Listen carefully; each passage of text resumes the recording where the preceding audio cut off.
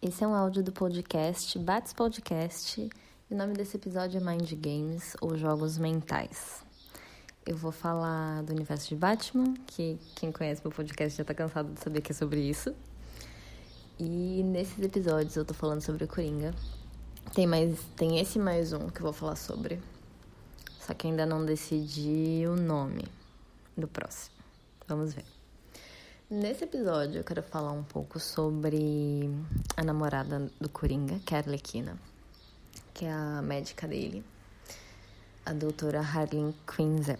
Não sei se é assim que fala o nome dela, dizem que o sobrenome é um pouco difícil de pronunciar.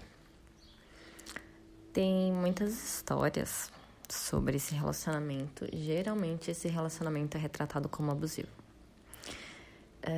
Por motivos um pouco óbvios, não necessariamente que essa personagem, ou Coringa, assim, seria abusivo, porque ele comete alguns crimes, necessariamente ele precisaria ser abusivo. Eu acho que em algumas situações a gente coloca tudo no mesmo pacote. Por exemplo, ontem quando eu estava escutando os episódios anteriores para dar continuidade à análise dessa personagem, eu fiquei muito reflexiva sobre como a gente sempre coloca que quem é ruim vai ficar com todas as características ruins e quem é bom vai ficar com todas as características que são boas, ou então a gente vai omitir que aquela pessoa tem, assim, alguns traços dúbios, a gente vai meio que passar um pano. Agora, quando a pessoa ruim for fazer, a gente vai frisar. Se a pessoa ruim fizer alguma coisa boa, a gente também vai ter aquela atitude de mas isso aí deve ter uma segunda intenção, isso é uma coisa rara, uma exceção, vai ser uma coisa que praticamente vai passar batida, não vai ter muito valor. A não ser que queiram fazer toda uma história de redenção e tudo mais, não vai ter valor nenhum.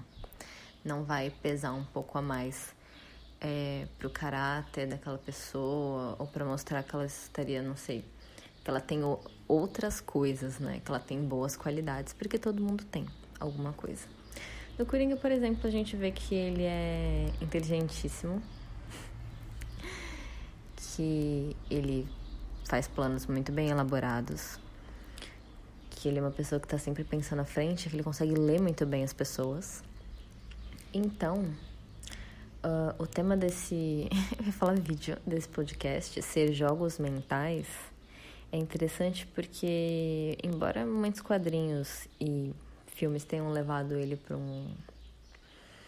para caminhos em que usa da extrema violência, eu acho que ele poderia ser muito mais dado, até para a sobrevivência dele, a jogos mentais.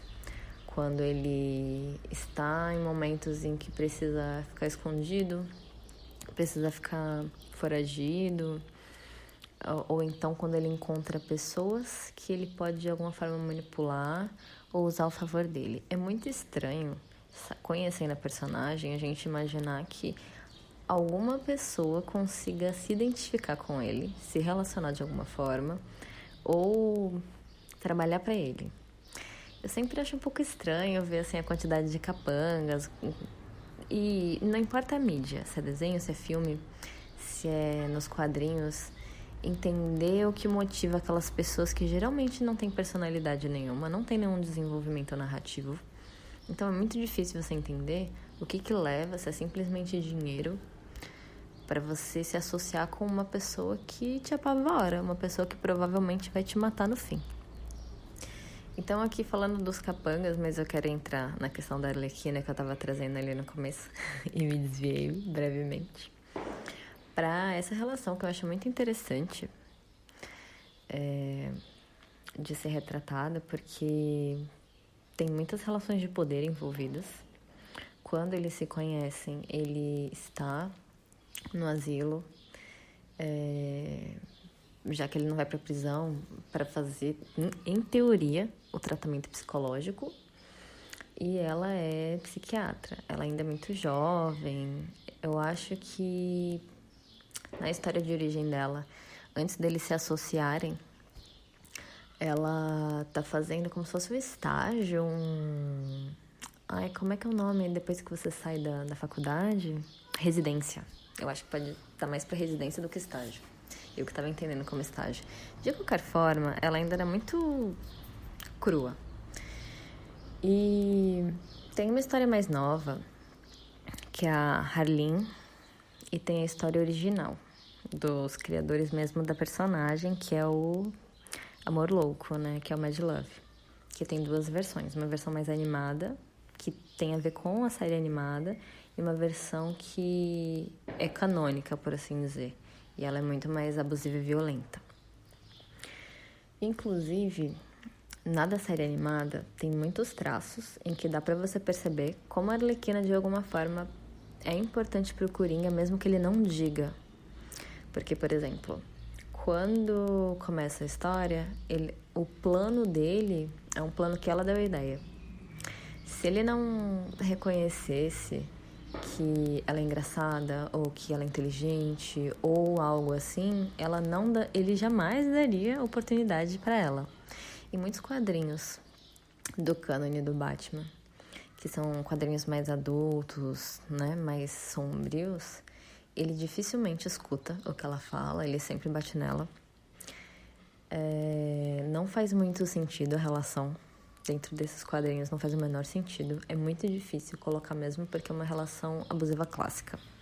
Não é uma relação abusiva como eu acho que ela poderia ser interessante do ponto de vista da ficção, em que eles têm um tipo de codependência, ou dependência, se preferir, em que pode ter físico envolvido, e físico, assim, do abuso, mas mais leve. E também pode ter envolvimento físico com consentimento e tudo mais, porque ela tem interesse nele.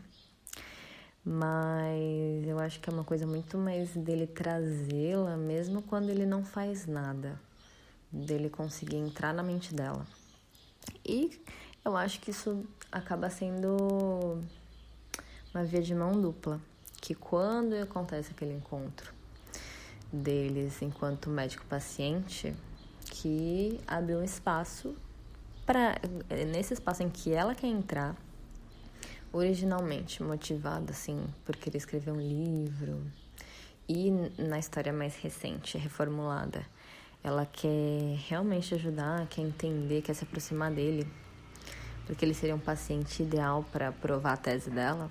De qualquer forma, ela tem um interesse que no início não é tão por ajudá-lo, é mais para ele servir a ela. Esse espaço em que ela quer entrar para descobrir qual é o passado, quais são as motivações, quem é aquela pessoa, também é um espaço que ela acaba abrindo para ele entrar, né?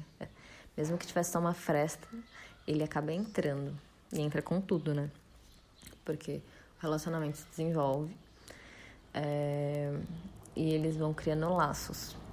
Isso que é interessante de perceber, assim, mesmo que dê pra perceber pouco nessas histórias mais de origem que falam sobre a Arlequina, e o ponto de vista geralmente é dela. Isso, inclusive, eu debati um dia no Instagram, quando falaram, assim, que não entendiam porque as pessoas, algumas pessoas achavam bonito o Coringa com a Arlequina. Aí eu falei que, dependendo da história, é muito difícil realmente você entender.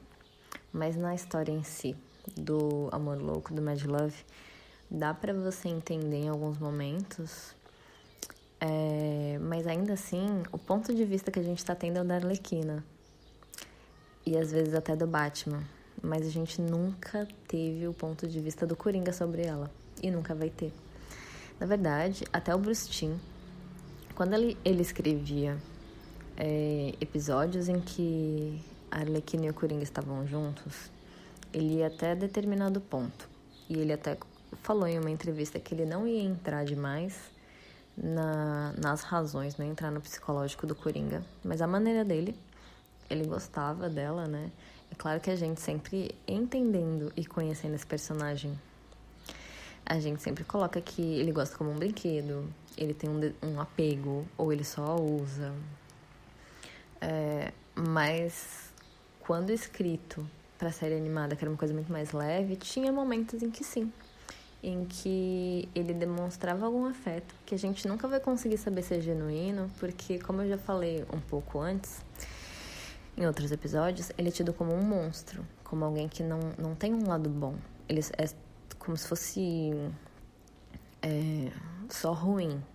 Então ele não pode amar. É como se ele não fosse capaz de amar. E dependendo do diagnóstico que dão dele, realmente é tipo alguém que não sente, alguém que simplesmente manipula. Eu acho que sim, tem pessoas que conseguem não sentir, resistem a sentir, mas a gente sempre vê uma colocação que é sempre dada nas histórias em que a Arlequina faz parte, é que de alguma forma ela foi a pessoa que mais conseguiu se aproximar dele de alguma forma, que mais entendeu sobre ele e, querendo ou não, foi uma pessoa que sobreviveu a ele.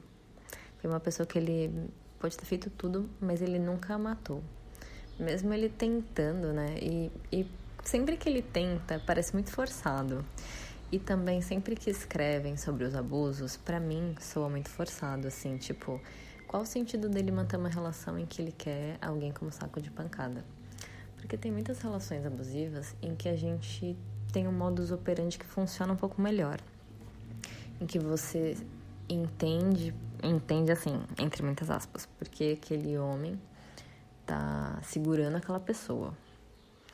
Agora, fica muito controverso porque cada autor trata de um jeito. Então, se ele não sente nada, se ele não se importa, por que ele segura, por que ele brinca? E quando brinca só serve de saco de pancada, não leva ela a sério. Se ela é um peso morto, né? Como fica muito óbvio, não faz muito sentido pra mim ficar mantendo. Faria mais sentido ele acabar logo com isso, mas tem histórias em que realmente tem algo a mais. Tem uma história que eu não lembro se é... eu não lembro de que arco é, mas em que ele, por exemplo, por um tempo ela age diferente com ele e quando ela muda o comportamento dela, ele começa a sentir falta dela indo atrás dele e tudo mais. Tem muitos jogos entre eles e eu acho que muitos jogos são consentidos, são jogos que eles criaram juntos, de como essa relação vai ser. E tem muitas coisas que não foram acordadas também e que não dão certo porque não é possível que esse relacionamento seja normal. E ela, inevitavelmente, é uma pessoa, assim, que é boa, né? Tem traços bons e uma hora deseja aquelas coisas que as outras pessoas também têm. Apesar dela gostar de adrenalina e de intensidade, tem horas em que ela quer o outro lado e essa é uma coisa que ela nunca vai ter ali. E quando ela tenta sair, é quando ele faz aquele retorno de ir atrás dela. Tem uma história em quadrinhos que eu não sei se eu já comentei, que é sobre quando ela sai né, ela é dada como sã, e aí nas 24 horas ela acaba voltando pra ele, porque ele vai atrás dela. Então por isso muitas vezes não faz sentido pra mim esse momentos em que mostram, né, que ela não serve pra nada pra ele não liga, não tá nem aí, porque tem um ciclo, assim, de dependência entre os dois.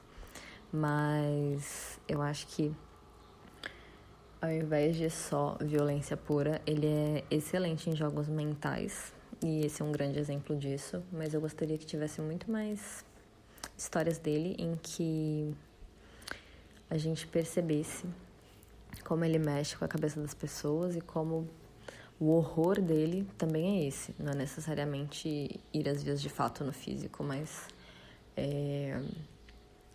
às vezes ameaçar de que vai acontecer alguma coisa e a pessoa ficar naquela expectativa nervosa de que em algum momento ele vai vir cobrar, ele vai vir causar.